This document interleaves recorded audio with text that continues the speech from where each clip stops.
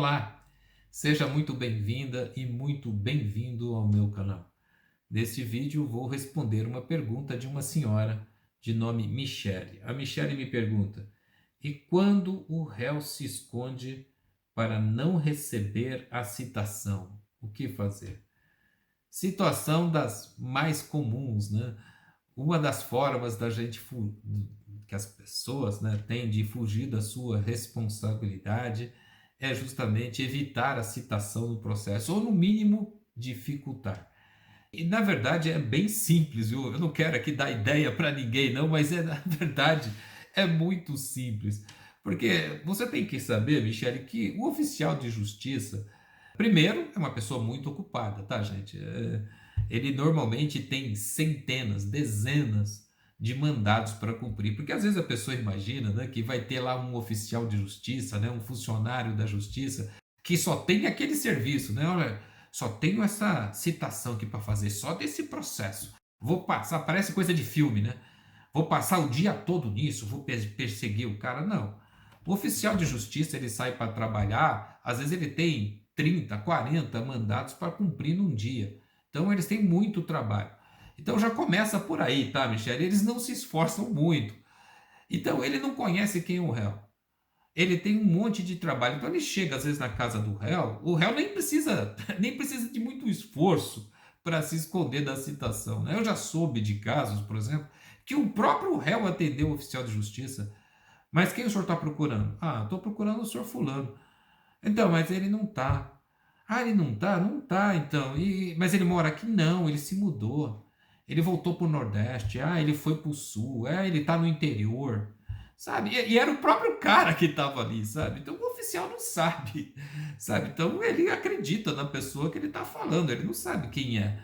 Então é muito complicado. Às vezes dá trabalho. E às vezes, para resolver, né, existem, obviamente, soluções e soluções técnicas que eu vou falar no final, mas às vezes eu, por exemplo, em muitos casos, quando isso aconteceu nos meus processos, e quando eu tinha um cliente com boa vontade, eu entrava em contrato com um oficial de justiça e pedia para ele a gentileza de permitir que a minha cliente acompanhasse, né, ele na diligência. Porque aí a pessoa levava no endereço certinho, apontava a casa, apontava quem era o cara, falava, olha, aquele homem lá, aquela coisa. Então, em muitos casos, viu, Michele, eu resolvi com um pouco de boa vontade, conversando com o oficial de justiça, mostrando disposição, diligência, colocando o telefone do oficial à disposição, ajudando o oficial. Porque tem muita gente, né, que entra com o processo e quer que a justiça se vire.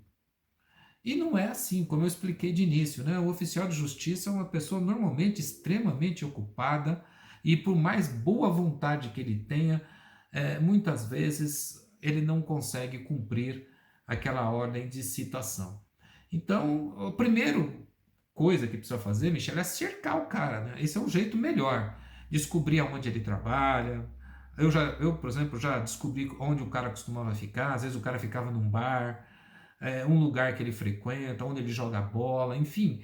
Você pegar informações a respeito do réu, juntar uma foto dele, colocar um mapa, enfim.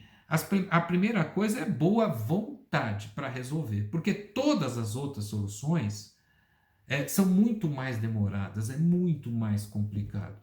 Então, às vezes, um pouco de boa vontade da parte interessada encurta muito o processo. Então, às vezes, a pessoa reclama que o divórcio dela está demorando 5 anos, 10 anos, enfim, que está demorando um tempão, mas a pessoa não fez nada para ajudar o processo, né? A pessoa sumiu, não fez nada, não acompanhou, não cobra o advogado, não deu o endereço certo, enfim. Então, às vezes, a pessoa tem muita culpa na demora do processo. Então, o primeiro caso é cercar o cara, é saber conhecer o caso.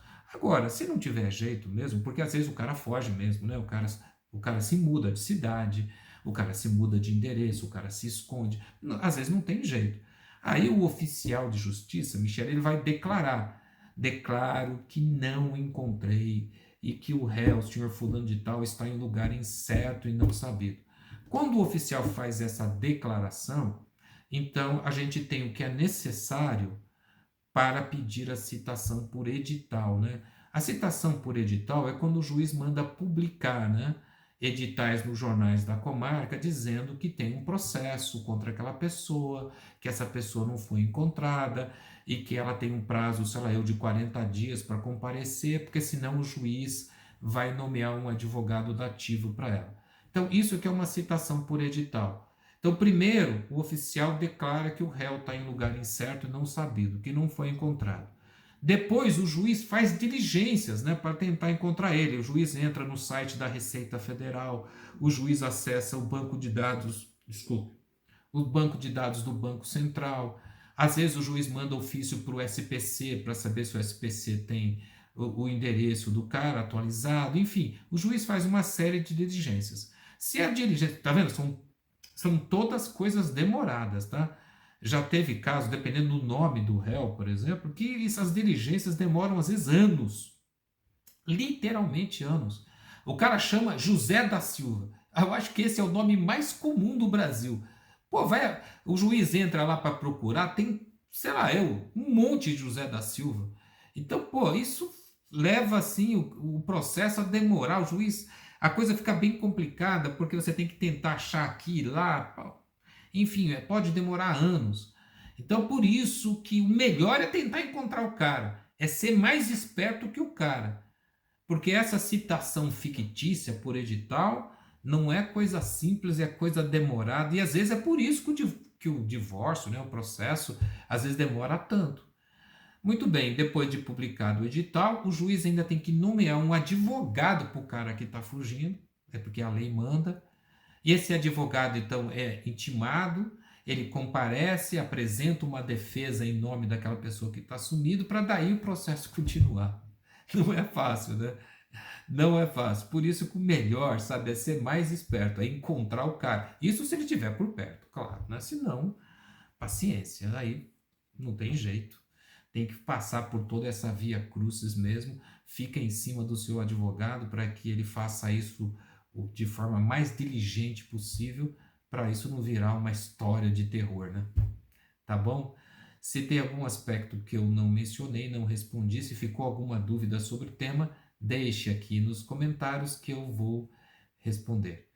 Aproveito a oportunidade para pedir o seu apoio e o apoio de todos ao meu canal. Faça isso se inscrevendo, deixando o seu like aqui nesse vídeo e compartilhando esse vídeo com amigos e familiares. Obrigado por assistir e até o próximo vídeo.